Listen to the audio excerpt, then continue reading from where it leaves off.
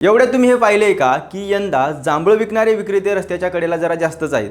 जांभळाचे ढिगच्या ढिग आपल्याला बाजारात विकायला आलेले दिसतायत। तसंच जांभळाच्या झाडाखाली जांभळाचा मोठा सडा पडलेला दिसतोय। दरवर्षी जांभळं उन्हाळ्याच्या या काळात येतात, त्यात काही वेगळं नाही, पण यावर्षी त्याचं प्रमाण अचानक जास्तच वाढलंय। पण असं काय झालं यावर्षी?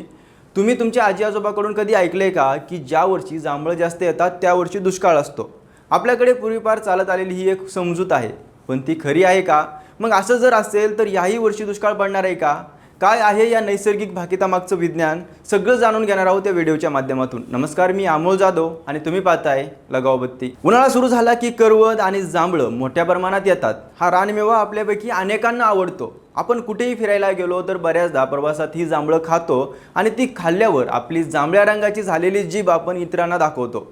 जांभळं ही कोकणात किंवा डोंगराळ भागात तशी जास्त असतात, पण ती नदीच्या किनारी, शेताच्या कडेला, डोंगराच्या उताराला अशी कुठेही उगवतात।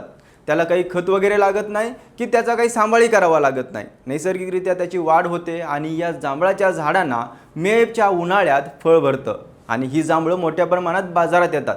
अलीकडे तर मधुमेहावर गुणकारी असणाऱ्या या जांभळांना मागणी मोठ्या प्रमाणात वाढलेली दिसते। पण या जांभळाबाबत एक भाकीत आहे। पूर्वी असं बोललं जायचं की ज्या वर्षी जांभळं जास्त येतात त्या वर्षी दुष्काळ पडतो। आता हे पूर्वजांच्या अनुभवातून आलेलं खरं ज्ञान आहे की केवळ एक चुकीची समजूत, असाही प्रश्न पडल्याशिवाय राहत नाही।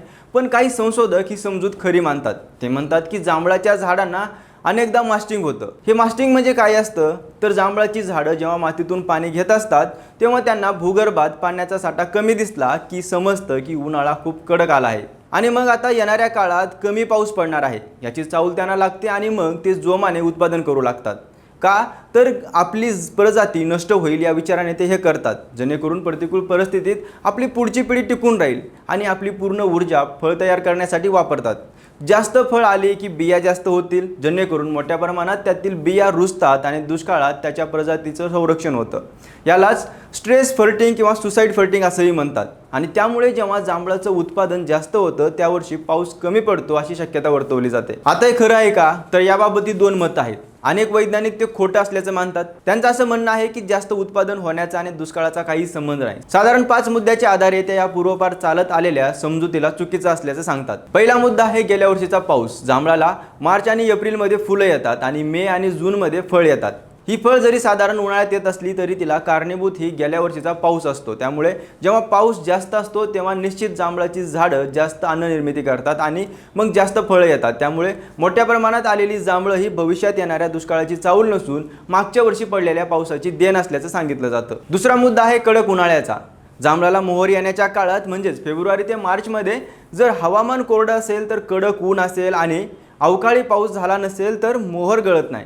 बऱ्याचदा अवकाळी पाऊस जो की मे महिन्यात दाखल होतो तो जांभळाचं मोठ्या प्रमाणात नुकसान करतो आणि तो नसेल तर जांभळं जास्त येतात। जांभळाचं पीक मोठ्या प्रमाणावर येतं। तिसरं कारण म्हणजे पॉलिनेशन, ज्याला परागीकरण असंही म्हणतात। ही अशी प्रक्रिया आहे ज्याच्यामुळे झाडाच्या बीजधरण होते। कोरड्या आणि उष्ण हवामानामुळे मधमाशा आणि इतर कीटकांद्वारे परागीकरण उत्तम प्रकारे होतं, ज्यामुळे कोरडं आणि उष्ण हवामान जास्त फळ येण्यासाठी महत्त्वाचं असतं। त्यामुळे फळधारणा प्रचंड प्रमाणात वाढते। चौथा मुद्दा आहे निसर्गाचं फिरतं चक्र। काही झाडांमध्ये एक वर्ष भरपूर फळ येतं आणि दुसऱ्या वर्षी कमी फळ येणं हे चालूच असतं। दर 10-20 वर्षाचं हे चक्र असतं आणि हे ठरलेलं असतं। पाचवा मुद्दा आहे मान्सून लांबण्याचा। ज्या वर्षी मान्सून लवकर येतं तेव्हा पाऊस जांभळांना नुकसान करतं आणि मान्सून लांबला की जांभळं तोवर येत राहतात आणि अशा वेळी त्यांचं उत्पादन वाढत राहतं। आता हा 5व्या मुद्द्याच्या आधारे पाहिलं तर यंदा उन्हाळा कडक आहे, हवामान कोरडं आहे, अवकाळी पाऊस झालेला नाही आणि मान्सून लांबलेला आहे। त्यामुळे जांभळं जास्त येत आहेत। तसं इथं जांभळ उत्पादन वाढण्याच्या थेरीला आणखी एक लूपहोल लक्षात येतो, तो म्हणजे जर दुष्काळ पडणार असेल तर जांभळाची झाडं जास्त उत्पादन करत असतील तर बाकीची झाडं असं का करत नाहीत?